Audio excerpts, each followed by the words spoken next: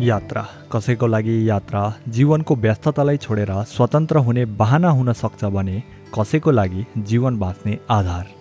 र त्यसरी नै आज हामी जानेछौँ कालिम्पोङ डिस्ट्रिक्टमा पर्ने एउटा विशेष ठाउँ, प्राकृतिकको बीचमा लुकेका गुरबथान स्थित जग्गामा पर्नेछ, जसलाई हामी हाइडल भनेर पनि चिनिनेछौँ।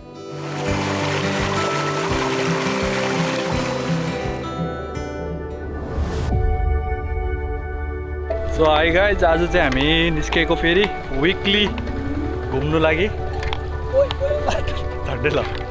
निक्लेको फेरि विकली हामी घुम्नु लागि। अब आजको कहाँ छ डेस्टिनेसन त्यो चाहिँ थाहा छैन। लेट्स सी अब कहाँ हुन्छ के हुन्छ। बिहानीको सुनौलो वातावरणमा हामी दाजुभाइ साथीभाइ नयाँ गन्तव्यतर्फ अघि बढ्यौँ। हामी जति जति अघि बढिरह्यौँ त्यति त्यति नै बिरपाडाको व्यस्त सडकहरू पछि छड्दै गए। तेलीपाडा छुट्यो, त्यसपछि बिन्नागुडीको आर्मी क्याम्प छुट्यो र छुटे बानारड जस्ता सहरहरू र नदी खोलाहरू पनि छुट्न थाले। र केही क्षणपछि कतिपय सहरहरू काटेपछि हामी मालबजारदेखि उकालो लाग्ने बाटोतर्फ प्रवेश गर्यौँ।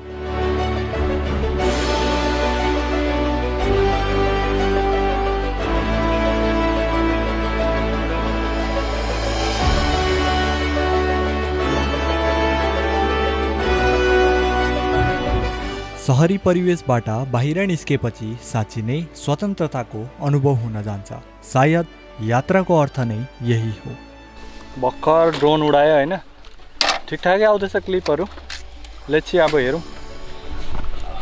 यहाँ हामी चाहिँ अहिले गुरबथान आइपुग्यौँ होइन। अब यहाँबाट निस्किएको फेरि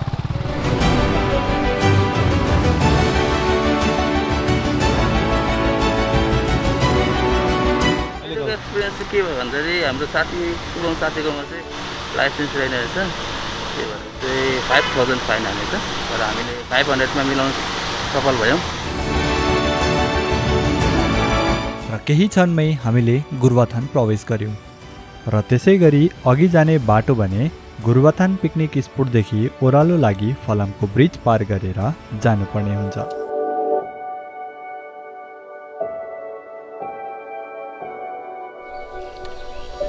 र केटाकेटी हो, हामी चाहिँ अहिले यो गुरबथान आइपुग्यौँ होइन। गुरबथानदेखि अलिकति माथि।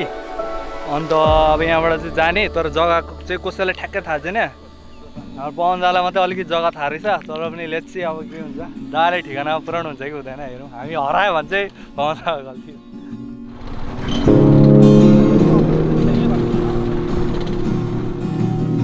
बाटो चाहिँ निकै नै खराब थियो, तर न त हाम्रो लागि न हाम्रो बाइकहरूको लागि यो एउटा नौलो कुरा हो।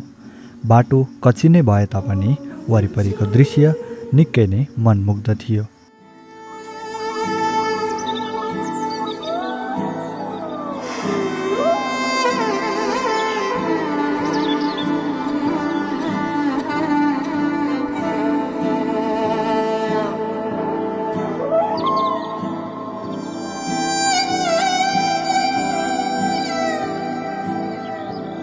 बल्ल हामी पुग्दैछौँ गुरबथान स्थित जग्गामा पर्ने हाइडल। र यस हाइडल भन्ने जग्गा पहाडहरूको काखमा अथवा प्राकृतिक हरियालीको बीचमा पर्दछ।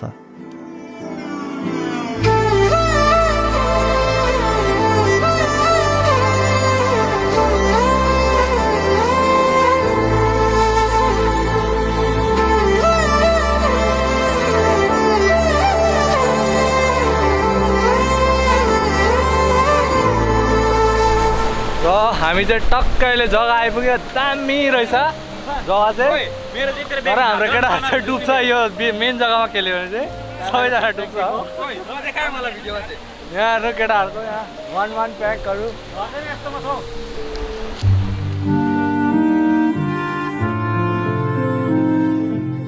हामी यहाँ बिरपाडादेखि केवल 3-4 घन्टामा नै आइपुगेका थियौँ।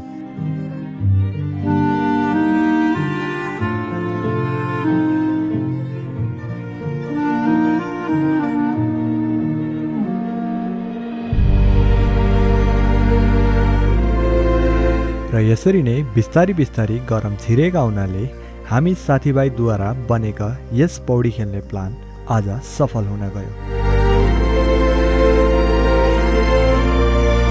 प्रकृतिले नै साथ दिए झैँ जस्तो हामी नुहाएर बाहिर निक्ल्यौँ तब नै आकाशबाट पानी आउन थाल्यो।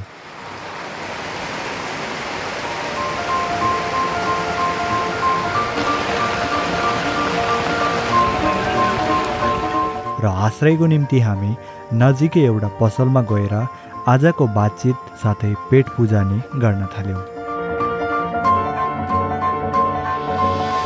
र अब चाहिँ यहाँ पानी हल्का रोकिए जस्तो छ।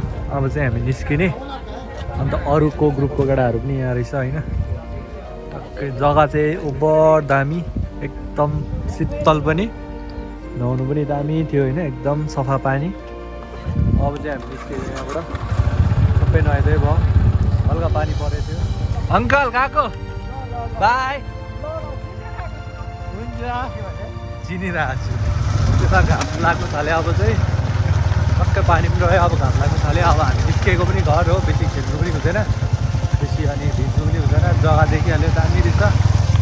अन्त योपट्टिको पाहाडबाट चाहिँ उँभो गयो भने लाभा पुगिन्छ। अब चाहिँ हामी यो हुनु चाहिँ अफरोडिङ छ बाटो चाहिँ एकदमै। र आजको यस यात्राको भिडियो यही अन्त हुन जान्छ, कारण थाकेको र भोकाकोले गर्दा नि होला भिडियो खिच्ने तागत नै भएन।